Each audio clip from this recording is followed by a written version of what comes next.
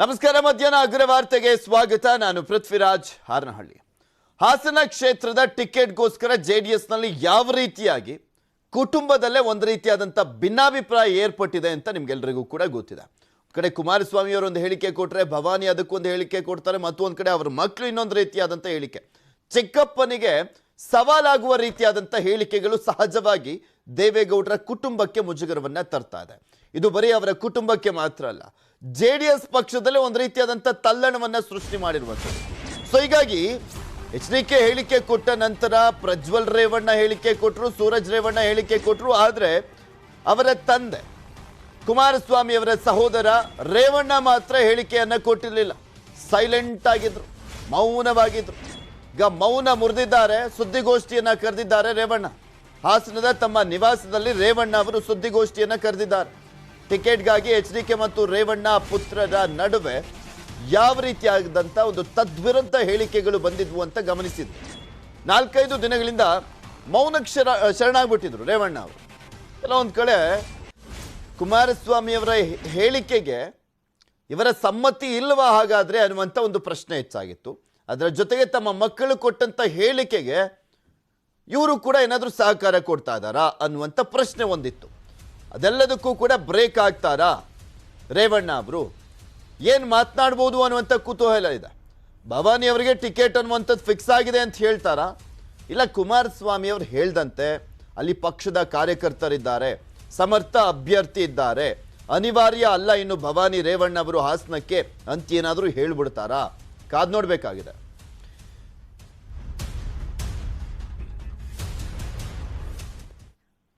Bhavani ರೇವಣ್ಣಗೆ ticket ಕೊಡಬೇಕು ಅಂತ ಪಟ್ಟನ್ನ ಹಿಡಿದಿದ್ದಾರೆ ಅವರ ಅಭಿಮಾನಿಗಳು.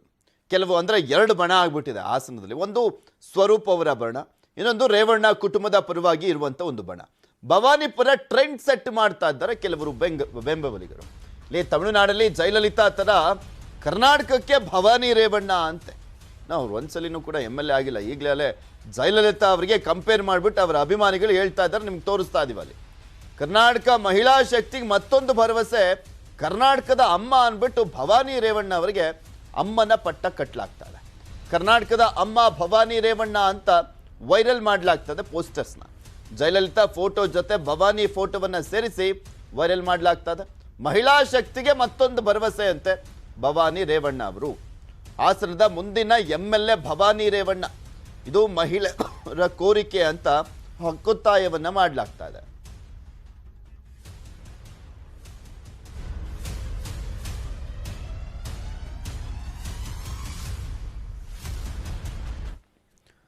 ಒಂದ್ ಕಡೆ ರೇವಣ್ಣ ಅವರ ಸುದ್ದಿಗೋಷ್ಠಿ, ಮತ್ತು ಒಂದ್ ಕಡೆ ಹಾಸನದಲ್ಲಿ JDS ಟಿಕೆಟ್ಗಾಗಿ ಯಾವ ರೀತಿಯಾಗಿ ಫೈಟ್ ನಡೀತಾ ಇದೆ ಅಂತ ನಿಮ್ಗೆಲ್ರಿಗೂ ಕೂಡ ಗೊತ್ತಿದೆ. ಚಿಕ್ಕಪ್ಪನಿಗೆ ಸವಾಲನ್ನ ಹಾಕಿದ್ರು, ಅದನ್ನ ಅದೇ ರೀತಿಯಾಗಿ ತೇಪೆ ಹಚ್ಚುವಂತ ಒಂದು ಹೇಳಿಕೆಯನ್ನ ಕೊಟ್ಟರು ಕುಮಾರಸ್ವಾಮಿ ಅವರು. ನಮ್ಮ ಮಕ್ಳು ಅಲ್ವಲ್ರಿ, ನಮ್ಮನ್ನು ಪ್ರಶ್ನೆ ಮಾಡ್ದಲ್ಲ ಇನ್ಯಾರನ್ನ ಪ್ರಶ್ನೆ ಮಾಡ್ತಾರೆ ಅಂತ ಅದನ್ನ ಹಂಗೆ ಸರಿದೂಗಿಸುವಂತ ಪ್ರಯತ್ನವನ್ನ ಮಾಡಿದ್ರು. ಇನ್ನು ಒಂದ್ ಕಡೆ ಪಂಚರತ್ನ ರಥಯಾತ್ರೆ ನಡೀತಾ ಇದೆ. ಈ ಸಂದರ್ಭದಲ್ಲಿ ರಾಯಚೂರಿನಲ್ಲಿ ನಡೀತಾ ಇರುವಂಥದ್ದು. ಈ ಟೈಮ್ನಲ್ಲಿ ಮಂತ್ರಾಲಯಕ್ಕೆ ಭೇಟಿ ನೀಡಿದ್ದಾರೆ HDK. ಪತ್ನಿ ಅನಿತಾ ಕುಮಾರಸ್ವಾಮಿ ಅವರ ಜೊತೆ ಮಂತ್ರಾಲಯಕ್ಕೆ ಭೇಟಿಯನ್ನು ನೀಡಿ ವಿಶೇಷವಾದಂಥ ಪೂಜೆಯನ್ನ ಸಲ್ಲಿಸಿದ್ರು. ಈ ಸಂದರ್ಭದಲ್ಲಿ JDS ನಾಯಕರು ಅವರು ಸಾಥ್ ಕೊಟ್ಟಿದ್ರು ಕುಮಾರಸ್ವಾಮಿ ಅವರಿಗೆ. ಸರ್ಕಾರವನ್ನು ಕೊಡಿ, ಇಡೀ ರಾಜ್ಯದಲ್ಲಿ ಪ್ರತಿ ಕುಟುಂಬಗಳ ಆದಾಯ 15,000 ರೂಪಾಯಿಗಳ ಕನಿಷ್ಠ ಬರ್ತಕ್ಕಂಥದ್ದು. ಯಾವ ಕುಟುಂಬಗಳು ಇವತ್ತು ಕಣ್ಣಲ್ಲಿ ನೀರು ಹಾಕ್ತಾ ಇರ್ತಕ್ಕಂಥ ರೀತಿಯಲ್ಲಿ ಇಡೀ ರಾಜ್ಯದ ಕುಟುಂಬಗಳ ಒಂದು ನೆಮ್ಮದಿಯ ಬದುಕನ್ನು ತರ್ತಕ್ಕಂಥ ಒಂದು ಸರ್ಕಾರ ರಚನೆ ಮಾಡಲಿಕ್ಕೆ ಇದು ದೇವರ ಆಶೀರ್ವಾದ ಕೇಳಿ. ಇಲ್ಲ, ನಾನು ಏನು ಹಾಲಲ್ಲಾದ್ರೂ ಹಾಕು, ನೀರಲ್ಲಾದ್ರೂ ಹಾಕು ರಾಘವೇಂದ್ರ ಅಂತ ಕೇಳಿ. ಖಂಡಿತವಾಗ್ಲು ನನಗೇನಾದ್ರೂ ಒಳ್ಳೇದಾಗಿದೆ ಲೈಫಲ್ಲಿ ಅಂದ್ರೆ ಅದು ರಾಯರಿಂದನೇ ಅಂತ ಹೇಳೋದು. ಅವ್ರು ಏನ್ ಮಾಡ್ಬೇಕು ಅಂತಿದ್ಯಾ ಅದು ಮಾಡೋ ತಂದೆ ಅಂತ ಅಷ್ಟೇ. ನಾನು ಏನನ್ನು ಕೇಳಲ್ಲ, ಎಲ್ಲ ನಿನ್ಗೆ ಬಿಟ್ಟಿದ್ದು ಅಂತ.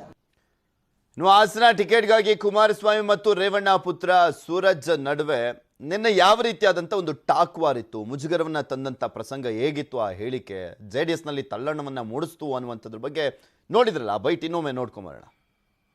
ಜಿಲ್ಲೆಯನ್ನು ತಗೊಂಡಾಗ ರೇವಣ್ಣ ಸಾಹೇಬರು ದೇವೇಗೌಡರು ಕೂತ್ಕೊಂಡು ತೀರ್ಮಾನ ಮಾಡ್ತಾರೆ. ದೇವೇಗೌಡರ ತೀರ್ಮಾನ ಅಂತಿಮ ತೀರ್ಮಾನ ಆಗಿರುತ್ತೆ ಅಂತ ಹೇಳಕ್ ಬಯಸ್ತೀನಿ. ಅಲ್ಲಿ ಹೋಗಿ ಅವ್ರಿಗೆ ಒಂದು ಬೇಡಿಕೆ ಇಟ್ಟಿರ್ಬೋದು, ಆದ್ರಿಂದ ಕುಮಾರಸ್ವಾಮಿ ಅವ್ರ ಹತ್ರ ಹೇಳಿಕೆ ಕೊಡ್ತಿರ್ಬೋದು. ಅದು ಎಲ್ಲರೂ ಕೂತಿ ಈಗ ರೇವಣ್ಣ ಸಾಹೇಬ್ರು ಆಗ್ಬೋದು, ಕುಮಾರಸ್ವಾಮಿ ಅವರಾಗ್ಬೋದು, ದೇವೇಗೌಡರು ಆಗ್ಬೋದು, ಅವ್ರ ಸಮ್ಮುಖದಲ್ಲಿ ಎಲ್ಲ ಕೂತ್ಕೊಂಡು ಮಾತಾಡಿ ಒಂದು ಅಂತಿಮ ನಿರ್ಧಾರಕ್ಕೆ ಬರ್ತೀವಿ ಅಂತ ಹೇಳಕ್ ಬಯಸ್ತೀನಿ. ಅನಿವಾರ್ಯ ಅಲ್ಲ, ಅದೇ ಸೂಕ್ತ ಅಂತ ಹೇಳಕ್ ಬಯಸ್ತೀನಿ. ಇವತ್ತಿನ ಲೆಕ್ಕಾಚಾರ ನೋಡಿದ್ರೆ ಏನಾದ್ರು ಭವಾನಿ ರೇವಣ್ಣವ್ರ ಕ್ಯಾಂಡಿಡೇಟ್ ಆದರೆ ಗೆಲುವು ಖಚಿತ. ಇದನ್ನು ಬರೆದಿಟ್ಕೊಳ್ಳಿ. ಅದು ರೇವಣ್ಣವರ ಸ್ವಂತ ಪ್ರಯತ್ನ ಅಂತ ಹೇಳಕ್ ಬಯಸ್ತೀನಿ. ಅವ್ರು ಬಿಟ್ಟರೆ ಇನ್ನು ಯಾರಿಗೂ ಈ ಜಿಲ್ಲೆಯಲ್ಲಿ ಯಾವುದೇ ಥರ ನಿರ್ಧಾರ ತಗೊಳ್ಳೋಕ್ಕೆ ಅವಕಾಶ ಇಲ್ಲ. ಕಲಿಯುಗದ ರಾಜಕಾರಣದಲ್ಲೂ ಶಕುನಿಗಳು ನೂರಾರು ಜನ ಇರ್ತಾರೆ. ನಮ್ಮ ಕುಟುಂಬದ ಮಕ್ಕಳನ್ನು ದಾರಿ ತಪ್ಪಿಸ್ತಕ್ಕಂಥ ನೂರಾರು ಶಕುನಿಗಳಿದ್ದಾಗ ಪಾಪ ಬಾಯಿ ತಪ್ಪು ಮಾತಾಡಿರ್ತಾರೆ. ನಿಮಗೆ ಅದು ಏನೋ ಆಗೋಗಿದೆ ಅಂತಕ್ಕಂಥದ್ದು ನಿಮ್ಮ ವಿಶ್ಲೇಷಣೆಗಳಿರ್ಬೋದು. ನನಗೆ ಅದಂತ ಏನು ಮಾತು ಅಂತ ಅನ್ಸಿಲ್ಲ. ನನ್ನ ಮನೆಗೆ ಮಕ್ಕಳು ನನ್ನ ಬಗ್ಗೆ ಮಾತಾಡಿದ್ರೆ ಇನ್ಯಾರ ಬಗ್ಗೆ ಮಾತಾಡೋಕ್ಕಾಗುತ್ತೆ? ಅದನ್ನು ಸರಿಪಡಿಸ್ಕೊಳ್ಳೋ ಶಕ್ತಿ ಇದೆ ನನಗೆ, ಅರಗಿಸ್ಕೊಳ್ಳೋ ಶಕ್ತಿ ಇದೆ. ಯಾರೋ ಶಕುನಿಗಳು ದಾರಿ ತಪ್ಪಿಸಿರ್ತಾರೆ, ಅವನು ಸರಿಪಡಿಸ್ಕೊಳ್ಳೋದು ಶಕ್ತಿ ನನಗಿದೆ. ಅವ್ರು ಸರಿಪಡಿಸೋಣ ತಲೆ ಕೆಡಿಸ್ಕೊತೀರಿ ನೀವು. ಇರ್ತವೆ ರಾಜಕಾರಣದಲ್ಲಿ ಅವ್ರ ತಲೆ ಕೆಡಿಸಿ ಏನೋ ಆಗ್ಬಿಡುತ್ತೆ ನೀವು ನಿಂತ್ಕೊಂಡ್ಬಿಟ್ರೆ ಅಂತೇಳಿ ತಲೆ ಕೆಡಿಸ್ತಕ್ಕಂಥ ಶಕುನಿಗಳಿರ್ತವೆ. ಅದಕ್ಕೆ ಎಲ್ಲ ಒಂದು ಕಡೆ ದಾರಿ ತಪ್ಪಿಟ್ಟಿರ್ತಾರೆ, ಸರಿಪಡಿಸೋಣ. ಇದ್ರ ಬಗ್ಗೆ ಮತ್ತಷ್ಟು ಮಾಹಿತಿಯನ್ನು ನೀಡ್ತಾರೆ ನಮ್ಮ ಹಾಸನದ ಪ್ರತಿನಿಧಿ ಕೃಷ್ಣಮೂರ್ತಿ ನಮ್ಮ ಜೊತೆ ನೇರ ಸಂಪರ್ಕದಲ್ಲಿ ಜಾಯ್ನ್ ಆಗ್ತಾ ಇದ್ದಾರೆ. ಕೃಷ್ಣಮೂರ್ತಿ, ರಾಜ್ಯದಲ್ಲಿ JDS ಹೈಕಮಾಂಡ್ ಅಂದ್ರೆ ಅದು ಕುಮಾರಸ್ವಾಮಿ ಅವರು, ಆದ್ರೆ ಹಾಸನನೇ ಒಂದು ರೀತಿಯಾದಂಥ ಒಂದು ಸಪರೇಟ್ ರಾಜ್ಯದ ರೀತಿಯಲ್ಲಿ ರೇವಣ್ಣ ಗುರ್ಸ್ಕೊಂಡಿರುವಂಥದ್ದು. ಹಾಸನಕ್ಕೆ ಹೈಕಮಾಂಡ್ ಅಂದ್ರೆ ರೇವಣ್ಣ ಅವರು. 4 ದಿನಗಳಿಂದ ಆಗ್ತಾ ಇರುವಂತ JDS ಟಿಕೆಟ್ ಗೊಂದಲದ ವಿಚಾರಕ್ಕೆ ಸಂಬಂಧಪಟ್ಟಂತೆ ಸೈಲೆಂಟ್ ಆಗಿರುವಂತ ರೇವಣ್ಣ ಅವರು ಸುದ್ದಿಗೋಷ್ಠಿಯನ್ನ ಕರೆದಿದ್ದಾರೆ. ಏನ್ ಹೇಳಬಹುದು ಅಂತ ಅನ್ಸುತ್ತೆ? ತನ್ನ ತಮ್ಮನ ಪರವಾಗಿ ನಿಂತ್ಕೊಳ್ತಾರ ಅಥವಾ ತಮ್ಮ ಪುತ್ರರ ಹೇಳಿಕೆಯನ್ನ ಸಮರ್ಥನೆ ಮಾಡ್ಕೊಳ್ಳುವಂತ ಚಾನ್ಸಸ್ ಜಾಸ್ತಿ ಇದೆಯಾ? ಹೌದು ಪೃಥ್ವಿ, ನೀವ್ ಹೇಳ್ತಿರ್ತಕ್ಕಂಥದ್ದು ಸತ್ಯ. ಯಾಕಂತ ಹೇಳಿದ್ರೆ ಹಾಸನಕ್ಕೆ ಹೈಕಮಾಂಡ್ ಆಗಿರ್ತಕ್ಕಂಥದ್ದು ರೇವಣ್ಣನವರೇ ಎಂಬಂತಹ ಸ್ಪಷ್ಟವಾದ ಹೇಳಿಕೆಯನ್ನ ನಿನ್ನೆ ಸೂರಜ್ ರೇವಣ್ಣನವರು ಕೂಡ ರವಾನೆಯನ್ನ ಮಾಡಿದ್ರು. ಈ ಹಿಂದೆ ಹಾಸನದಲ್ಲಿ ಯಾವುದೇ ಜಿದ್ದಾಜಿದ್ದಿ ಕಣ ಆಗಿರ್ಬೋದು, ಅದಕ್ಕೆ ಅಭ್ಯರ್ಥಿಯನ್ನ ಇಷ್ಟರ ಮಟ್ಟಿಗೆ ತಿಕ್ಕಾಟ ಇಲ್ಲದೆ ಕೂಡ ಟಿಕೆಟ್ ಅನ್ನ ಹಂಚಿಕೆಯನ್ನು ಕೂಡ ಮಾಡ್ಲಾಗ್ತಿತ್ತು. ಆದ್ರೆ ಈ ಬಾರಿ ಭವಾನಿ ರೇವಣ್ಣವರ ಸ್ಪರ್ಧೆ ಮಾಡ್ತಿದ್ದಾರೆ ಎಂಬ ವಿಚಾರಕ್ಕೆ ಹಾಸನ ಕ್ಷೇತ್ರ ಹೈ ವೋಲ್ಟೇಜ್ ಕ್ಷೇತ್ರ ಆಗಿದೆ. ರಾಜ್ಯವೇ ಹಾಸನ ಕಡೆ ನೋಡ್ತಾ ಇದೆ. ಇಂದು 4 ದಿನಗಳಿಂದ ಮೌನವಾಗಿದ್ದಂತಹ ರೇವಣ್ಣನವರು ನಮ್ಮಲ್ಲಿ ಯಾವುದೇ ಅಳಕಿಲ್ಲ, ಯಾವುದೇ ತಿಕ್ಕಾಟ ಇಲ್ಲ, ಯಾವುದೇ ಜಗಳ ಇಲ್ಲ, ನಾವು ಎಲ್ಲಾ ಕೂಡ ಒಂದೇ ಕುಟುಂಬದವರು ಎಲ್ಲ ಕೂಡ ಮಾತುಕತೆಯನ್ನ ಮಾಡಿದ್ದೇವೆ, ಯಾವುದೇ ರೀತಿಯಿಂದ ಗೊಂದಲ ಇಲ್ಲ ಎಂಬಂತ ಹೇಳಿಕೆಯನ್ನ ಈಗಾಗಲೇ ಪದೇ ಕೊಡ್ತಿದ್ರು. ಆದ್ರೆ ಇವಾಗ 1:30ಕ್ಕೆ ಸುದ್ದಿಗೋಷ್ಠಿಯನ್ನು ಕೂಡ ರೇವಣ್ಣನವರು ಕರೆದಿರೋದ್ರಿಂದ ಕುತೂಹಲ ಕೂಡ ಮೂಡಿಸಿದೆ. ಈ ಒಂದ್ ಕಡೆ ಪ್ರಜ್ವಲ್ ರೇವಣ್ಣನವರ ಹೇಳಿಕೆ, ಇನ್ನೊಂದ್ ಕಡೆ ಸೂರಜ್ ರೇವಣ್ಣನವರ ಹೇಳಿಕೆ. ಅವರಿಬ್ರು ಕೂಡ ತಮ್ಮ ಚಿಕ್ಕಪ್ಪ ಕುಮಾರಸ್ವಾಮಿ ಅವರ ವಿರುದ್ಧವಾಗಿ ಟಾಂಗ್ ಕೊಡೋ ರೀತಿಯಲ್ಲಿ ಪ್ರೆಸ್ ಮೀಟ್ ಅನ್ನ ಮಾಡಿದ್ದಾರೆ ಮತ್ತು ಹೇಳಿಕೆಯನ್ನು ಕೂಡ ಮಾಧ್ಯಮಗಳಿಗೆ ಕೊಟ್ಟಿದ್ದಾರೆ. ಆದ್ರೆ ಇವಾಗ ರೇವಣ್ಣನವರು ಯಾವ ರೀತಿಯಾದಂತ ಹೇಳಿಕೆಯನ್ನ ಕೊಡ್ತಾರೆ ಮತ್ತು ತಮ್ಮನನ್ನ ವಹಿಸ್ಕೊಬಹುದು ಅಥವಾ ಇದುವರೆಗೂ ಕೂಡ ಕುಮಾರಸ್ವಾಮಿ ಪರವಾಗಿ ಬ್ಯಾಟಿಂಗ್ ಮಾಡಿರ್ತಕ್ಕಂಥ ರೇವಣ್ಣನವರು ಈಗ ಯಾವ ವಿಚಾರವಾಗಿ ಪ್ರೆಸ್ ಮೀಟ್ ಅನ್ನ ಮಾಡ್ತಾರೆ ಎಂಬಂತಹ ಕುತೂಹಲಕಾರಿ ಅಂಶ ಈಗ ಎಲ್ಲರಿಗೂ ಕೂಡ ಕಾಡ್ತಿರ್ತಕ್ಕಂಥದ್ದು ಪೃಥ್ವಿ. ಇಲ್ಲಿ ಮೇನ್ ಆಗಿ ದೇವೇಗೌಡರ ಕುಟುಂಬದಲ್ಲೇ ಭಿನ್ನಾಭಿಪ್ರಾಯ ಇದೆ ಅನ್ನುವಂಥ ವಿಚಾರ JDS ನಾಯಕರಿಗೇನೆ ಒಂದು ರೀತಿಯಾದಂಥ ಮುಜುಗರವನ್ನ ತಂದಿತ್ತು. ಇದನ್ನು ಯಾವ ರೀತಿಯಾಗಿ ಸಮರ್ಥನೆ ಮಾಡ್ಕೊಳ್ಳೋದಪ್ಪ ಅಂತ. ಈಗ ರೇವಣ್ಣ ಸುದ್ದಿಗೋಷ್ಠಿಯನ್ನ ಕರೆದಿರುವಂಥದ್ದನ್ನ ಎಲ್ಲೋ ಒಂದ್ ಕಡೆ ಯಾವುದು ಅಂದ್ರೆ ಭಿನ್ನಾಭಿಪ್ರಾಯಗಳು ಯಾವುದು ಇಲ್ಲ, ನಾವೇ ಇತ್ಯರ್ಥ ಮಾಡ್ಕೊಳ್ತೀವಿ, ಇನ್ನು ಇತ್ಯರ್ಥ ಆಗಿಲ್ಲ ಅನ್ನುವ ರೀತಿಯಾದಂಥ ಸ್ಟೇಟ್ಮೆಂಟ್ ಅನ್ನ ಎಕ್ಸ್ಪೆಕ್ಟ್ ಮಾಡ್ಬೋದು ಅಂತ ಕಾಣಿಸುತ್ತೆ ಇವತ್ತು ಕರೆದಿರುವಂಥ ಸುದ್ದಿಗೋಷ್ಠಿಯಲ್ಲಿ. ಇಲ್ಲ ಪೃಥ್ವಿ, ನಾವು ಇನ್ನೊಂದು ಅಂಶವನ್ನ ಗಮನಿಸಬೇಕಾಗುತ್ತೆ. ಹಾಸನದಲ್ಲಿ ಪ್ರಬಲ ಆಕಾಂಕ್ಷಿ ಆಗಿರ್ತಕ್ಕಂಥದ್ದು ಭವಾನಿ ರೇವಣ್ಣ ಒಂದು, ಇನ್ನೊಂದು ಮಾಜಿ ಶಾಸಕರೇಂದ್ರೆ ದಿವಂಗತ ಪ್ರಕಾಶ್ ಅವರ ಪುತ್ರ ಸ್ವರೂಪ್. ಇವು ಆ ರೀತಿಯ ಏನಾದ್ರು ಹಾಸನ ವಿಧಾನಸಭಾ ಕ್ಷೇತ್ರದ ಟಿಕೆಟ್ ಅನ್ನ ಭವಾನಿ ರೇವಣ್ಣವರಿಗೆ ಕೊಡಬಾರ್ದು ಎಂಬಂತದ್ದು ಏನಿದ್ರು ಕೊಡಬಾರ್ದು ಮತ್ತು ಪಕ್ಷದಲ್ಲಿ ಗೆಲುವಿಗಾಗಿ ಶ್ರಮಿಸಬೇಕು ಎಂಬಂತಹ ಯೋಚನೆ ಏನಾದ್ರು ಇದ್ದಿದ್ರೆ ರೇವಣ್ಣನವರು ಈಗಾಗಲೇ ಸ್ವರೂಪ್ ಅವರನ್ನ ಕರೆದು ಅಲ್ಲಿ ಅವ್ರನ್ನ ಕೂರಿಸಿ ಮಾತುಕತೆಯನ್ನ ಮಾಡ್ಬೋದಾಗಿತ್ತು. ಆದ್ರೆ ಇಲ್ಲಿವರೆಗೂ ಕೂಡ ಸ್ವರೂಪ್ ಅವರನ್ನ ರೇವಣ್ಣನವರು ಕರೆಸಿ ಒಂದು ದಿನಕ್ಕೂ ಕೂಡ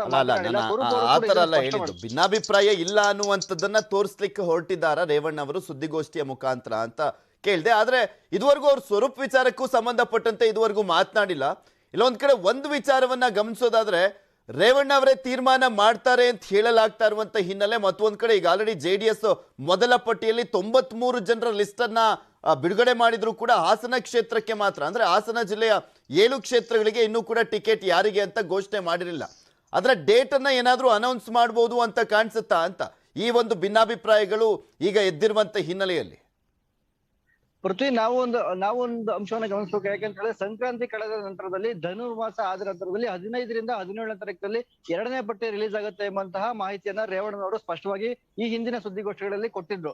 ಆದ್ರೆ 17ನೇ ತಾರೀಕು ಆಯ್ತು, ಇವತ್ತು 29ನೇ ತಾರೀಕು, ಇಲ್ಲಿವರೆಗೂ ಕೂಡ ಯಾವುದೇ ಪಟ್ಟಿ ಇನ್ನೂ ರಿಲೀಸ್ ಆಗಿಲ್ಲ. ಇನ್ನು ಹಾಸನ ವಿಧಾನಸಭಾ ಕ್ಷೇತ್ರದ ಟಿಕೆಟ್ ಗೊಂದಲ ತಾರಕಕ್ಕೇರ್ತಾನೆ ಇದೆ. ಒಂದು ಫ್ಯಾಮಿಲಿ ಏನು ಕುಟುಂಬ ರಾಜಕಾರಣ ಏನಿದೆ, ಇವರಿಬ್ಬರು ಕುಮಾರಸ್ವಾಮಿ ಅವರು ಮತ್ತು ರೇವಣ್ಣವರ ಕುಟುಂಬದ ನಡುವೆನೆ ಇನ್ನೂ ಕೂಡ ಯಾವುದೇ ರೀತಿಯಾದಂತಹ ಬೆಳವಣಿಗೆಗಳಲ್ಲಿ ಯಾವುದೇ ರೀತಿಯಾದಂತಹ ತೀರ್ಮಾನಕ್ಕೆ ಬರದೇ ಇರೋದ್ರಿಂದ ಇನ್ನೂ ಕೂಡ ಕಗ್ಗಂಟಾಗುವಂತಹ ಪರಿಸ್ಥಿತಿ ಇದೆ. ಹಾಸನದ ಓವರ್ ಆಲ್ ರಾಜಕೀಯ ನೋಡಿದ್ರೆ ಇನ್ನೂ 2-3 ಕ್ಷೇತ್ರಗಳು ಜೆಡಿಎಸ್ಗೆ ಗೊಂದಲನೂ ಕೂಡ ಇದೆ. ಈ ಕ್ಷೇತ್ರ ಇನ್ನೇನು ದೇವೇಗೌಡರ ಅಂಗಳದಲ್ಲಿದ್ದು ದೇವೇಗೌಡರು ಏನ್ ಫೈನಲ್ ಮಾಡ್ತಾರೆ ಅದಾದ ನಂತರದಲ್ಲೇ ಈ ಹಾಸನ ವಿಧಾನಸಭಾ ಕ್ಷೇತ್ರದ ಟಿಕೆಟ್ ಗೊಂದಲ ಸಂಪೂರ್ಣವಾಗಿ ನಿವಾರಣೆ ಆಗ್ಬೇಕಾಗಿರ್ತಕ್ಕಂಥದ್ದು. ಪೃಥ್ವಿ, ನೋಡೋಣ ಹಾಸನ ಟಿಕೆಟ್ ವಿಚಾರಕ್ಕೆ ಸಂಬಂಧಪಟ್ಟಂತೆ ದೇವೇಗೌಡರ ಕುಟುಂಬದಲ್ಲೇ ಯಾವ ರೀತಿಯಾಗಿ ಭಿನ್ನ ಅಭಿಪ್ರಾಯ ಬರ್ತಾ ಇದೆ ಅನ್ನುವಂಥದ್ದು ರಾಜ್ಯದ ಜನರು ಗಮನಿಸ್ತಾ ಇದ್ದಾರೆ. ರೇವಣ್ಣ ಅವರ ಒಂದು ಸುದ್ದಿಗೋಷ್ಠಿನೂ ಕೂಡ ಸಾಕಷ್ಟು ಕುತೂಹಲ ಕೆಡೆ ಮಾಡಿಕೊಟ್ಟಿರುವಂಥದ್ದು. ಏನು ಮಾತನಾಡ್ತಾರೆ ಅಂತ. ಥ್ಯಾಂಕ್ ಯು ಕೃಷ್ಣಮೂರ್ತಿ, ನಿಮ್ಮೆಲ್ಲ ಮಾಹಿತಿಗಾಗಿ. ಸಹೋದರ ತಾರಕ ರತ್ನರನ್ನ ನೋಡ್ಲಿಕ್ಕೆ ಆಗಮಿಸಿರುವಂಥದ್ದು ಜೂನಿಯರ್ NTR ಬೆಂಗಳೂರಿನ ನಾರಾಯಣ ಹೃದಯಾಲಯ ಆಸ್ಪತ್ರೆಗೆ ಭೇಟಿಯನ್ನು ಕೊಟ್ಟಿದ್ದಾರೆ. ಆಸ್ಪತ್ರೆಗೆ ಜೂನಿಯರ್ NTR ಸಹೋದರ ಕಲ್ಯಾಣ್ ರಾಮ್ ಆಗಮಿಸಿದ್ದಾರೆ. ಸಚಿವ ಸುಧಾಕರ್ ಜೊತೆ ಆಗಮಿಸಿರುವಂಥದ್ದು ಜೂನಿಯರ್ NTR. ನಟ ಶಿವರಾಜ್ ಕುಮಾರ್ ಅವರು ಕೂಡ ಆಸ್ಪತ್ರೆಗೆ ಆಗಮಿಸಿದ್ರು. ಹೃದಯ ಸ್ತಂಭನದಿಂದ ಅಸ್ವಸ್ಥರಾಗಿದ್ದಾರೆ ತಾರಕ ರತ್ನ ಅವರು. ತಾರಕ ರತ್ನ ಆರೋಗ್ಯದಲ್ಲಿ ಚೇತರಿಕೆ ಆಗ್ತಾ ಇದೆ ಅಂತ ಬಾಲಕೃಷ್ಣ ಅವರು ಹೇಳಿಕೆಯನ್ನ ಕೊಟ್ಟರು.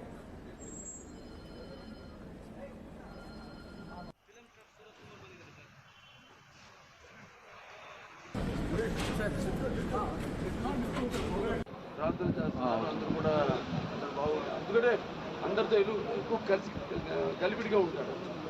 ఫ్యాన్స్ అయితే మేము పార్టీ వాళ్ళతో అయితే అందరితో చాలా కలిపిడిగా ఎంతో ఓపిక ఉన్న మనిషి. సో అతనికంటూ ప్రత్యేకమైన ఒక రాష్ట్రాల్లో ఇక్కడ కర్ణాటకలో అంతా కూడా మాకు అభిమానులు ఎక్కువ ఉన్నారు. ఇక్కడ కూడా అందరూ కూడా అతను త్వరగా కోరుకోవాలని వాళ్ళందరూ ప్రార్థిస్తున్నారు. ఇంటికి వచ్చే మీటింగ్ అంతా ఉంటుంది. స్టంట్ వేయడానికి కుదరదా, ఎందుకంటే యాంటీ కాగులెంట్ అది ఇవ్వలేదు, మీటింగ్ అవుతుంది, మళ్ళీ అటాక్ రావచ్చు. సో దాంతో చాలా జాగ్రత్తగానే వాళ్ళు స్టెప్ బై స్టెప్ మానిటర్ చేసుకుంటుంది. థ్యాంక్ యూ అభిమానులకి, అటు ఆంధ్ర తెలుగు జనానికి, ఇటు కన్నడ ప్రజానికి, అటు అందరూ కూడా అభిమానులకి ప్రేక్షకులందరూ కూడా. ಒಡಿಶಾ ಆರೋಗ್ಯ ಸಚಿವರ ಮೇಲೆ ಗುಂಡಿನ ದಾಳಿಯಾಗಿದೆ. ನಭಾ ಕಿಶೋರ್ ದಾಸ್ ಮೇಲೆ ಗುಂಡಿನ ದಾಳಿ ಆಗಿರುವಂಥದ್ದು. ಗಂಭೀರವಾಗಿ ಗಾಯಗೊಂಡಿದ್ದಾರೆ ಆರೋಗ್ಯ ಮಂತ್ರಿ.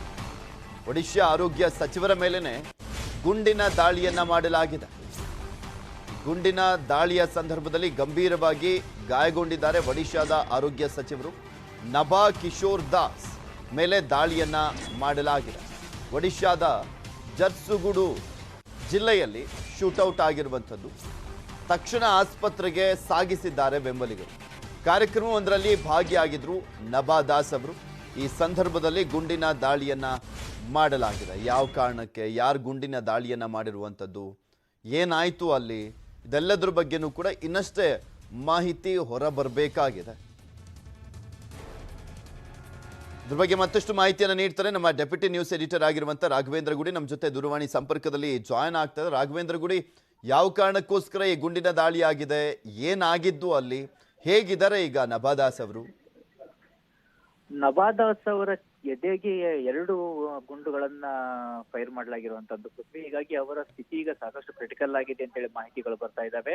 ಅಂದ್ರೆ ಈಗ ಅವರಿಗೆ ಈ ರೀತಿಯಾಗಿ ಶೂಟ್ ಅನ್ನ ಮಾಡಲಾಗಿರ್ತಕ್ಕಂಥದ್ದು. ಅವರು ಒಂದು ಸಾರ್ವಜನಿಕ ಸಭೆಯಲ್ಲಿ ಪಾಲ್ಗೊಳ್ಳೋಕೆ ಹೋಗಿರ್ತಾರೆ. ಇಂತಹ ಸಂದರ್ಭದಲ್ಲಿ ಅಲ್ಲಿಯ ASI ಅಂದ್ರೆ ಅಸಿಸ್ಟೆಂಟ್ ಸಬ್ ಇನ್ಸ್ಪೆಕ್ಟರ್ ಏನಿದ್ದಾರೆ ಅವರು ಶೂಟ್ ಮಾಡಿದ್ದಾರೆ. 2 ರೌಂಡ್ ಶೂಟ್ ಮಾಡಲಾಗಿದೆ ಅಂತ ಮಾಹಿತಿ ಬರ್ತಾ ಇದಾವೆ. ಅಂದ್ರೆ ಒಂದು ರೀತಿಯಿಂದ ಅವರ ಕಾವಲಿಗೆ ಇದ್ದಂತ, ಅವರ ಸೆಕ್ಯೂರಿಟಿ ನೀಡೋಕೆ ಹೋಗಿರ್ತಕ್ಕಂತ ಪೊಲೀಸ್ ಅಧಿಕಾರಿ ಶೂಟ್ ಮಾಡಿದ್ರ ಅಂತ ಈಗ ಪ್ರಶ್ನೆಗಳು ಮೂಡ್ ಬರ್ತಾ ಇದಾವೆ. ಇವತ್ತು ಮಧ್ಯಾಹ್ನ ಸರಿಸುಮಾರಾಗಿ 12:30 ಈ ಒಂದು ಘಟನೆ ನಡೆದಿರ್ತಕ್ಕಂಥದ್ದು. ಅವರು ನಭಾ ದಾಸ್ ಏನಿದ್ದಾರೆ ಅಲ್ಲಿ ಒಡಿಶಾದ ಆರೋಗ್ಯ ಸಚಿವರು, ಅವರು ತಮ್ಮ ಒಂದು ಕಾರನ್ನ ಏರೋದಕ್ಕೆ ಹೋಗ್ತಾ ಇರ್ತಾರೆ. ಅಂತಹ ಸಂದರ್ಭದಲ್ಲಿ ಈ ವ್ಯಕ್ತಿ ಬಂದು ಅವರಿಗೆ ಶೂಟ್ ಮಾಡಿದ್ದಾರೆ. ತುಂಬಾ ಹತ್ತಿರದಿಂದಾನೇ ಶೂಟ್ ಮಾಡಲಾಗಿದೆ ಅಂತ ಮಾಹಿತಿ ಇದಾವೆ. ಗೋಪಾಲ್ ದಾಸ್ ಅಂತ ಕೂಡ ಈಗ ಫೈರ್ ಅನ್ನು ಮಾಡಿರ್ತಕ್ಕಂಥ ವ್ಯಕ್ತಿಯ ಹೆಸರು ಗೋಪಾಲ್ ದಾಸ್. ಮತ್ತೆ ಅವರ ಡೆಸಿಗ್ನೇಷನ್ ನೋಡಿದ್ರೆ ಒಬ್ಬ ಪೊಲೀಸ್ ಅಧಿಕಾರಿ ASI ಆಗಿತ್ತಂತವ್ರು ಅಂತ ಕೂಡ ಈಗ ಪ್ರಾರಂಭಿಕವಾಗಿ ಮಾಹಿತಿಗಳು ಬರ್ತಾ ಇದಾವೆ. ಆದ್ರೆ ಯಾವ ಕಾರಣದಿಂದಾಗಿ ಈ ರೀತಿಯಾಗಿ ಒಂದು ಶೂಟೌಟ್ ಅನ್ನ ಮಾಡಲಾಗಿದೆ, ಅಷ್ಟು ಹತ್ತಿರದಿಂದ ಒಬ್ಬ ಸೆಕ್ಯೂರಿಟಿಗೆ ಇರ್ತಕ್ಕಂಥ ಪೊಲೀಸ್ ಆಫೀಸರೇ ಶೂಟ್ ಮಾಡಿದಾಗ ಖಂಡಿತವಾಗಿ ಕೂಡ ಇದು ಸಾಕಷ್ಟು ಆತಂಕ ಆತಂಕಕ್ಕೆ ಕಾರಣ ಆಗ್ತಾ ಇದೆ, ಸಾಕಷ್ಟು ಚರ್ಚೆಗೂ ಕೂಡ ಕಾರಣ ಆಗಿರ್ತಕ್ಕಂಥದ್ದು. ಸದ್ಯ ಅವರನ್ನ ಈಗ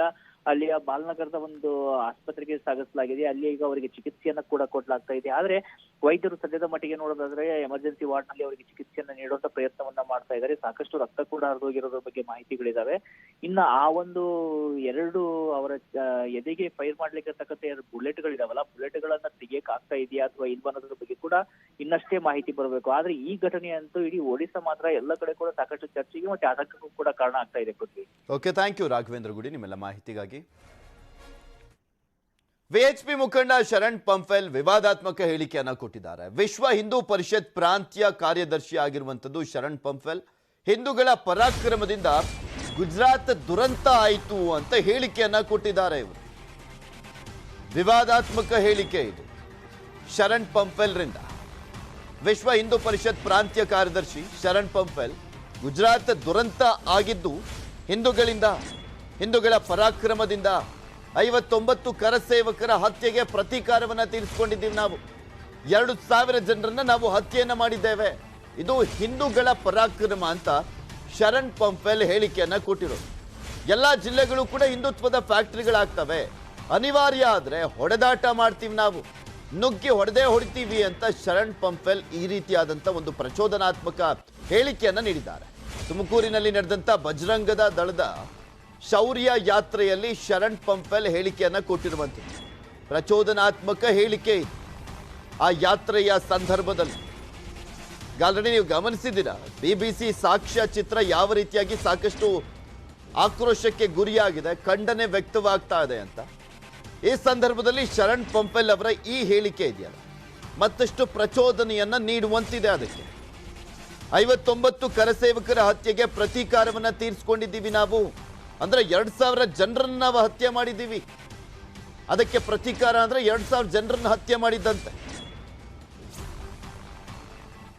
ಇದ್ದಾಗ ಹೊಡೆದಾಟನೂ ಮಾಡ್ತೀವಿ, ಅನಿವಾರ್ಯ ಆದ್ರೆ ನುಗ್ಗಿ ಹೊಡಿತೀವಿ ಅಂತೇಳಿ ಈ ಸಂದರ್ಭದಲ್ಲಿ ನಾನು ಈ ಶೌರ್ಯ ಯಾತ್ರೆ ಮುಖಾಂತರ ಹೇಳಿಕೆ ಇಚ್ಛೆ ಬರ್ತೀನಿ. ಹೊಡಿತೀವಿ ಬಂಧುಗಳೇ, ಹೊಡಿತೀವಿ. ಇವತ್ತು ತುಮಕೂರಿನ ಈ ಶೌರ್ಯ ಯಾತ್ರೆಯ ಮುಖಾಂತರ ತುಮಕೂರಿನಲ್ಲಿ ಹಿಂದುತ್ವದ ಒಂದು ರಣಕಹಳೆ ಇವತ್ತು ಪ್ರಾರಂಭ ಆಗಿದೆ.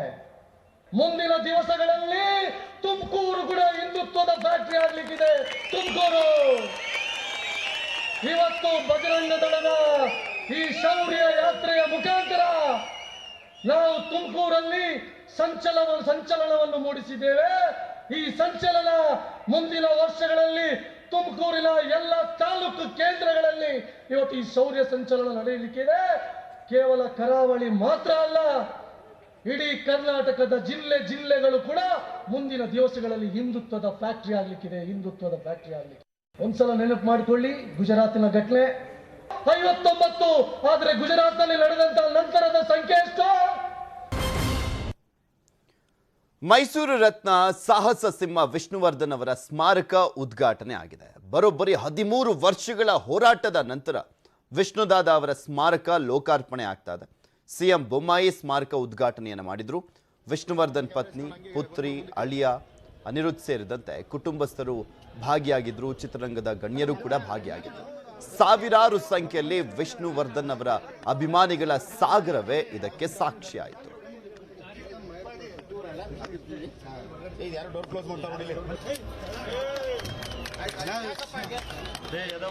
ತೋರಿಸ್ತಾ ಇದೀವಿ, ದೃಶ್ಯಾವಳಿಗಳಲ್ಲಿ ಗಮನಿಸಬಹುದು. ಈ ಒಂದು ಕ್ಷಣಕ್ಕಾಗಿ ವಿಷ್ಣುವರ್ಧನ್ ಅಭಿಮಾನಿಗಳು 13 ವರ್ಷಗಳಿಂದ ನಿರಂತರವಾಗಿ ಹೋರಾಟ ಮಾಡ್ಕೊಂಡ್ ಬಂದಿದ್ರು. ಎಲ್ಲಾ ಸರ್ಕಾರಗಳು ನಿರ್ಲಕ್ಷ್ಯವನ್ನ ವಹಿಸ್ಕೊಳ್ತಾನೆ ಬಂದ್ರು.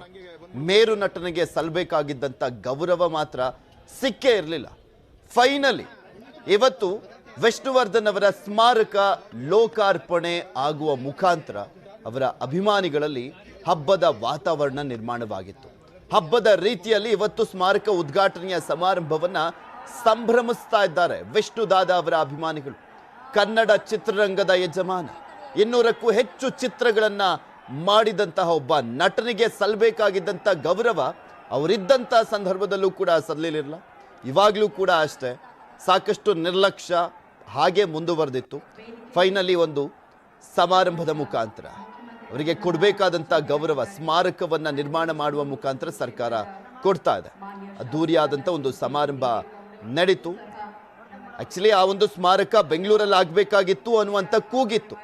ಆದರೆ ಇಲ್ಲಿ ಜಾಗದ ವಿಚಾರಕ್ಕೆ ಸಂಬಂಧಪಟ್ಟಂತೆ ಸಾಕಷ್ಟು ಗೊಂದಲ ಇತ್ತು, ಕೋರ್ಟ್ ಮೆಟ್ಟಿಲೇರಲಾಗಿತ್ತು. ಸೊ ಫೈನಲಿ ಅದನ್ನ ಮೈಸೂರಲ್ಲಿ ಮಾಡುವಂಥ ವಿಚಾರಕ್ಕೆ ಸಂಬಂಧಪಟ್ಟಂತೆ ಭಾರತಿ ವಿಷ್ಣುವರ್ಧನ್ ಅವರು ಕೇಳ್ಕೊಂಡಾಗ ಸರ್ಕಾರ ಕೂಡ ಅಸ್ತು ಅಂತು. ಯಡಿಯೂರಪ್ಪನವರು ಇದ್ದಂಥ ಸಂದರ್ಭದಲ್ಲಿ ಓಕೆ ಮಾಡಿದ್ರು. ಅದಾದ್ಮೇಲೆ ಅದಕ್ಕೆ ಅಂತಾನೆ ಒಂದು 5 ಕೋಟಿಯಷ್ಟು ಹಣವನ್ನು ಮೀಸಲಿಸಲಾಗಿತ್ತು. ಅದಾದ್ಮೇಲೆ ಇವಾಗ ಫೈನಲಿ 5 ಎಕರೆ ಜಾಗದಲ್ಲಿ ವಿಷ್ಣುವರ್ಧನ್ ಅವರ ಸ್ಮಾರಕ ನಿರ್ಮಾಣವಾಗಿದೆ. ಆತ್ಮೀಯ ಬಂಧುಗಳೇ, ದಯಮಾಡಿ ಎಲ್ಲರೂ ಕುಳಿತುಕೊಳ್ಳಬೇಕು. ಸಮಾರಂಭದ ಆರಂಭಕ್ಕೆ ಅನುವು ಮಾಡಿಕೊಡಬೇಕಾಗಿ ಕೋರಿಕೆ. ಮತ್ತೊಮ್ಮೆ ನಮ್ಮೆಲ್ಲರಿಗೂ ನಮಸ್ಕಾರ. ಕಲಾಲೋಕಕ್ಕೆ ಅವರು 13 ವರ್ಷಗಳ ದೇಶ ಸೇವೆ, ಆಕಾಶದಲ್ಲೇ ಭಾರಿ ಎಡವಟ್ಟು. ಕನ್ನಡಿಗ ವಿಂಗ್ ಕಮಾಂಡರ್ ಹುತಾತ್ಮ. ಸಲಾಂ ಕಮಾಂಡರ್.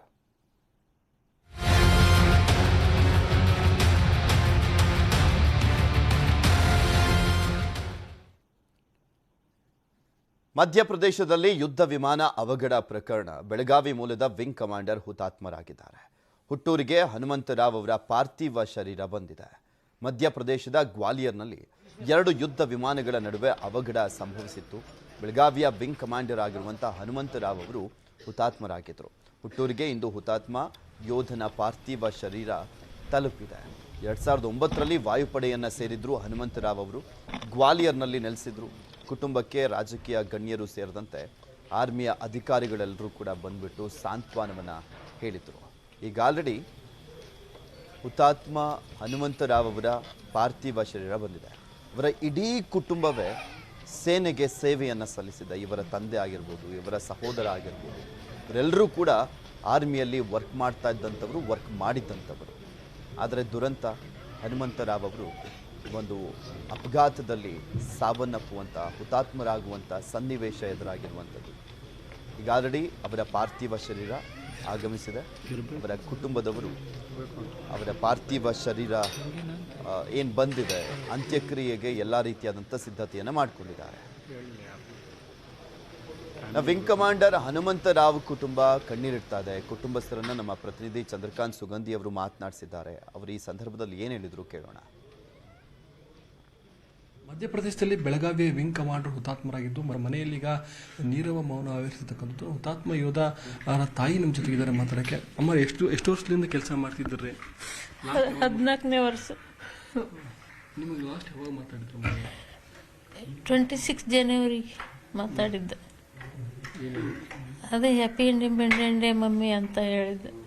ಅವಾಗ ಸ್ವಲ್ಪ ಮಾತಾಡಿದ್ವಿ. ಮತ್ತೆ ಪತ್ನಿ ಮತ್ತು ಮಕ್ಕಳ ಜೊತೆ ಅಲ್ಲೇ ಇರ್ತಿದ್ರು? ಇಲ್ರಿ, ನಾವು ಹೋದ ತಿಂಗಳು ಡಿಸೆಂಬರ್ದಾಗ ಬಂದಿವಿ. 23ಕ್ಕೆ ನಾವು ಇಲ್ಲಿಗೆ ಅಲ್ಲೇ ಇದ್ದೀವಿ. ನವಂಬರ್ದಾಗ ಹೋಗಿ ಅವಾಗ ನಮ್ಮ ದೊಡ್ಡ ಮಗನ ಹತ್ರ ಅವನು ರಜಾ ತಗೊಂಡು ಬಂದದ್ದ. ಎಲ್ಲರೂ ಮಧ್ಯಪ್ರದೇಶದಾಗ ಕೂಡಿದ್ರು? ಪಂಜಾಬ್ದಾಗ ಪಠಾಣ್ಕೋಟ್ನ. ದೊಡ್ಡ ಮಗ ಅಲ್ಲಿ ಇರ್ತಾರ? ಹ್ಞೂ ರೀ. ಎಷ್ಟು ವರ್ಷದಿಂದ ಸರ್ವಿಸ್ ಮಾಡ್ತಾರೆ? ಒಬ್ಬನಿಗೆ 19 ವರ್ಷ ಸರ್ವಿಸ್ ಆತ್ರಿ, ಇವನಿಗೆ 14 ವರ್ಷ ಆತು. ಇಲ್ಲಿ ಬೆಳಗಾವಿಗೆ ಯಾವಾಗ ಬಂದಿದ್ರು? ಬೆಳಗಾವಿಗೆ ಏಪ್ರಿಲ್ದಾಗ ಅದೇ ವೆಲಿಂಟನ್ನಿಂದ ಕೋರ್ಸ್ ಮುಗಿಸಿ ಇಲ್ಲಿ ರಜಾ ಕಳೆದ ಆಮೇಲೆ ಹೋಗಿದ್ರು. ಅಲ್ಲಿನ ಮಕ್ಕಳು ಮತ್ತು ಹೆಂಡತಿ ಅದಾರ. ಈಗೇನು ನಿನ್ನೆ ಯಾವಾಗ ಗೊತ್ತಾಯ್ತಮ್ಮ? ಏನು ನಿನ್ನೆ 1-1:30 ಮೇಲೆ ನಮ್ಮ ದೊಡ್ಡ ಮಗನ ಫೋನ್ ಮಾಡಿದೆ. ಏನು ಹಿಂಗೆ ಆತು ಅಂತ ಹೇಳಿದೆ. ಏನು ಹೇಳಿ ಈಗ ಮನೆಯಲ್ಲಿ 3 ಜನ ಅಂದ್ರೆ ದೇಶಕ್ಕಾಗಿ ಕೆಲಸ ಮಾಡಿದ್ದಾರೆ. ಇಬ್ಬರು ಈಗ ಏರ್ಫೋರ್ಸ್ನಾಗ. ಇಬ್ಬರು ನಮ್ಮ ದೊಡ್ಡ ಸೊಸಿನೂ ವಿಂಗ್ ಕಮಾಂಡ್ರ್ ಅದ. ಹಾಂ, ಅಂದ್ರೆ ಅವ್ರ ಅಕೌಂಟ್ ಆಫೀಸರ್ ಅದಾರ. ಮಧ್ಯಾಹ್ನ ಏನು ಇಲ್ಲೇ ಬೆನಕನಹಳ್ಳಿ ಇದ್ರಾಗ ಮಾಡ್ತೇವೆ ಅಂತ ಅಂದ್ರೆ. ಮೂಲ ನಿಮ್ದು ಹಾವೇರಿ ಅಂದ್ರೆ? ರಾಣೆಬೆನ್ನೂರು ತಾಲೂಕು, ಹಾವೇರಿ ಡಿಸ್ಟಿಕ್. ರಾಣೆಬೆನ್ನೂರು ತಾಲೂಕು ಒಂದು ಹಳ್ಳಿ ಐತ್ರಿ, ಮಾಕನೂರು ಅಂತ. ಮಾಕನೂರು ನಾವು ಬಂದೀಗ 40 ವರ್ಷ 42 ವರ್ಷ ಆತ್ರಿ.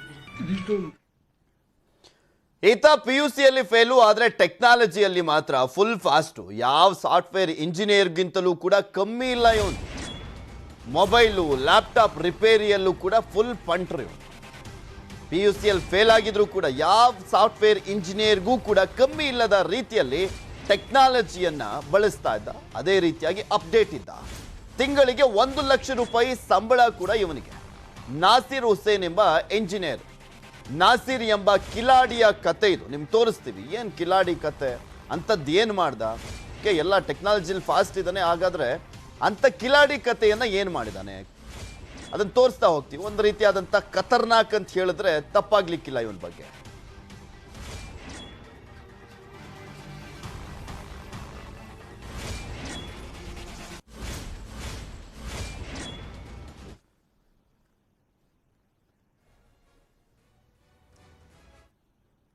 ಈತ ಬೆಂಗಳೂರಿನವನೇ ಅಲ್ಲ, ಬಾಂಗ್ಲಾದವನು. ಅಕ್ರಮವಾಗಿ ಬಂದು ಬೆಂಗಳೂರಿನಲ್ಲಿ ಇದ್ದ. ಪೊಲೀಸರಿಗೂ ಕೂಡ ಗೊತ್ತಾಗದಂತೆ ಇದ್ದ ಈ ನಾಸಿರ್.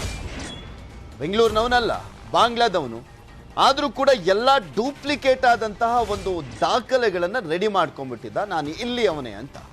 ಬಾಂಗ್ಲಾದವನಾಗಿದ್ರೂ ಕೂಡ ಗೊತ್ತಾಗಿರ್ಲಿಲ್ಲ ಪೊಲೀಸರಿಗೆ.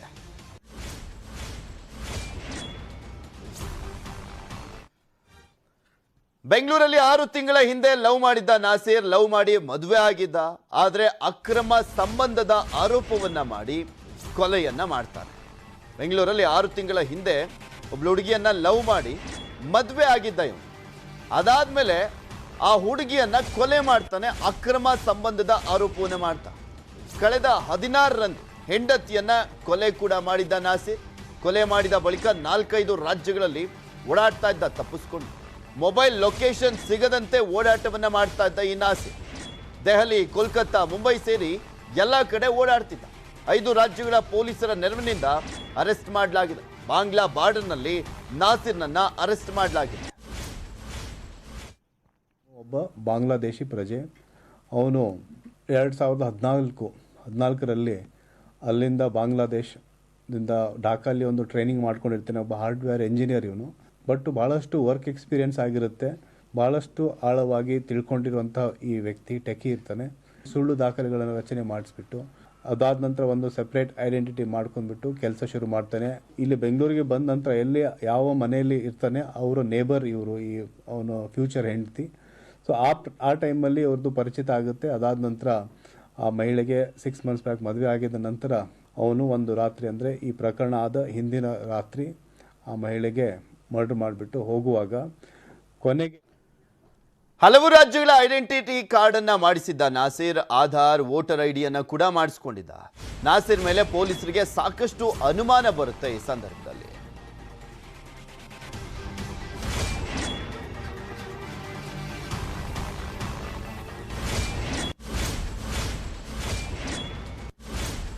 ನಕಲಿ ಆಧಾರ್, ಪಾನ್ ಕಾರ್ಡ್, ವೋಟರ್ ಐಡಿಯನ್ನ ಮಾಡಿಸಿದ್ ಹೇಗೆ?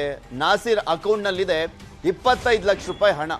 ಉಗ್ರನಿರಬಹುದು ಎಂಬ ಶಂಕೆಯಿಂದ ಪೊಲೀಸರು ತನಿಖೆಯನ್ನ ಮಾಡ್ತಾರೆ.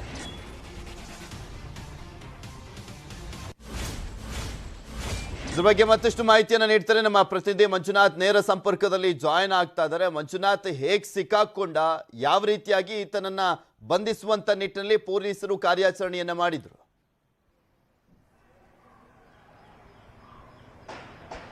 ಪೃಥ್ವಿ, ಖಂಡಿತವಾಗ್ಲೂ ಏನು ಕಳೆದ 6 ತಿಂಗಳ ಹಿಂದೆ ಒಂದು ಹುಡುಗಿಯನ್ನ ಮದುವೆಯಾಗಿ ಸಾಫ್ಟ್ವೇರ್ ಇಂಜಿನಿಯರ್ ಅಂತ ಏನು ಹೇಳ್ತೀವಿ ನಾಸಿರ್ ಅಂತ ಈ ವ್ಯಕ್ತಿ ಮನೆಯಲ್ಲೇ ಅಂದ್ರೆ ಮರ್ಡರ್ ಮಾಡಿ ನಂತರ ಅವರ ಹುಡುಗಿ ಅಣ್ಣನಿಗೆ ಫೋನ್ ಮಾಡಿ ನಿಮ್ಮ ಮಗಳು ಈ ತರ ಅಂದ್ರೆ ತಂಗಿ ಈ ತರ ಮರ್ಡರ್ ಆಗಿದ್ದಾರೆ ಅಂತ ಕೂಡ ತಿಳಿಸಿರ್ತಕ್ಕಂಥದ್ದು. ಅದಾದ ನಂತರ ತನಿಖೆಯನ್ನು ಕೈಗೊಂಡ ಪೊಲೀಸರು ಸಾಕಷ್ಟು ಒಂದು ದಂಗಲಾಗಿರ್ತಕ್ಕಂಥ ಏನಂತಂದ್ರೆ ಈ ಏನ್ ನಾಸಿರ್ ಆರೋಪಿ ಅರೆಸ್ಟ್ ಆಗಿದ್ದಾನೆ, ಈತನ ಆಧಾರ್ ಕಾರ್ಡ್, ಪ್ಯಾನ್ ಕಾರ್ಡ್ ಎಲ್ಲವೂ ಕೂಡ ಒಂದೊಂದು ರಾಜ್ಯದಂತ ಗೊತ್ತಾಗಿರ್ತಕ್ಕಂಥದ್ದು ಪೊಲೀಸರು. ಯಾಕಂತಂದ್ರೆ ಇವನ ಅಕೌಂಟ್ ಅಲ್ಲಿ 25 ಲಕ್ಷ ರೂಪಾಯಿ ಇರುತ್ತೆ. ಈತ ಮೂಲತಃ ವೆಸ್ಟ್ ಬೆಂಗಾಲ್ ಅಂತ ಕೂಡ ಗೊತ್ತಾಗ್ತಾ ಇರ್ತಕ್ಕಂಥ. ಸದ್ಯಕ್ಕೆ ಪ್ರತಿಯೊಂದು ಮಾಹಿತಿಗಳನ್ನ ಪೊಲೀಸರು ಕಲೆ ಆಗ್ತಾ ಇದ್ದಾರೆ. ಯಾಕಂದ್ರೆ ಈತನ ಹೇಳ್ತಾ ಇರ್ತಕ್ಕಂಥ ಹೇಳಿಕೆಗೂ ಹಾಗೂ ಪೊಲೀಸರು ಇವನನ್ನು ಅರೆಸ್ಟ್ ಮಾಡೋದಕ್ಕೆ ಬೆನ್ನು ಬಿದ್ದಾಗ ಒಂದೊಂದು ಕಡೆ ಟವರ್ ಲೊಕೇಶನ್, ಪೊಲೀಸರಿಗೆ ಒಂದು ಕಡೆ ಡೆಲ್ಲಿ ಅಂತ ತೋರಿಸಿದ್ರೆ ಮಾತ್ರ ಈತ ಇರ್ತಕ್ಕಂಥದ್ದು ಆಂಧ್ರ ಪ್ರದೇಶ, ಈ ರೀತಿಯಾಗಿ ರಾಜ್ಯಗಳನ್ನ ಸುತ್ತಾಡ್ತಾ ಇರ್ತಕ್ಕಂಥ ನಾಸಿರ್. ಸದ್ಯಕ್ಕೆ ಈಗ ಪೊಲೀಸರು ಈತನನ್ನ ಅರೆಸ್ಟ್ ಮಾಡಿ ಒಂದು ತನಿಖೆಯನ್ನು ಕೂಡ ಕೈಗೊಂಡಿರ್ತಕ್ಕಂಥದ್ದು. ಪೃಥ್ವಿ, ಓಕೆ, ಥ್ಯಾಂಕ್ ಯು ಮಂಜು ನಿಮ್ಮೆಲ್ಲ ಮಾಹಿತಿಗಾಗಿ. ರೇವಣ್ಣ ಅವರ ಪುತ್ರ ಸೂರಜ್ ರೇವಣ್ಣ, ಪ್ರಜ್ವಲ್ ರೇವಣ್ಣ ಅವರ ಹೇಳಿಕೆ ಜೆಡಿಎಸ್ನಲ್ಲಿ ತಲ್ಲಣವನ್ನ ಸೃಷ್ಟಿ ಮಾಡಿತ್ತು. ಹಾಗೆ ಕುಮಾರಸ್ವಾಮಿ ಅವರಿಗೆ ಮುಜುಗರವನ್ನ ತಂದಿತ್ತು. ಇದ್ರ ಬಗ್ಗೆ ರೇವಣ್ಣ ಅವರು ಸುದ್ದಿಗೋಷ್ಠಿಯನ್ನ ಕರೆದಿದ್ರು. ಗೊಂದಲಕ್ಕೆ ತೆರೆ ಎಳೆದಿದ್ದಾರೆ ರೇವಣ್ಣ. HDD HDK ನಿರ್ಧಾರವೇ ಅಂತಿಮ. ದೇವೇಗೌಡರು ಕುಮಾರಸ್ವಾಮಿ ಅವರ ನಿರ್ಧಾರನೇ ಅಂತಿಮ. ಕುಮಾರಸ್ವಾಮಿ ಅವರನ್ನ ಬಿಟ್ಟು ಏನೂ ತೀರ್ಮಾನವನ್ನ ಮಾಡಲ್ಲ. ಕೆಲವರು ಭವಾನಿ ಅವರಿಗೆ ಕೊಡಿ ಅಂತಾರೆ, ಅದನ್ನೆಲ್ಲ ಕೂತು ತೀರ್ಮಾನವನ್ನ ಮಾಡೋದು ಪಕ್ಷ. ನಾನು, ಸೂರಜ್, ಪ್ರಜ್ವಲ್ ಯಾರೂ ತೀರ್ಮಾನವನ್ನ ಮಾಡೋದಿಲ್ಲ. ಕುಮಾರಸ್ವಾಮಿ, ದೇವೇಗೌಡರ ತೀರ್ಮಾನವೇ ಅಂತಿಮ ಅಂತ ಹೇಳಿ ಸ್ಪಷ್ಟನೆಯನ್ನ ಕೊಟ್ಟರು. ಸೂರಜ್ ಇದಕ್ಕೆ ತದ್ವಿರುದ್ಧವಾಗಿ ನಿನ್ನೆ ಹೇಳಿಕೆಯನ್ನ ಕೊಟ್ಟಿದ್ರು.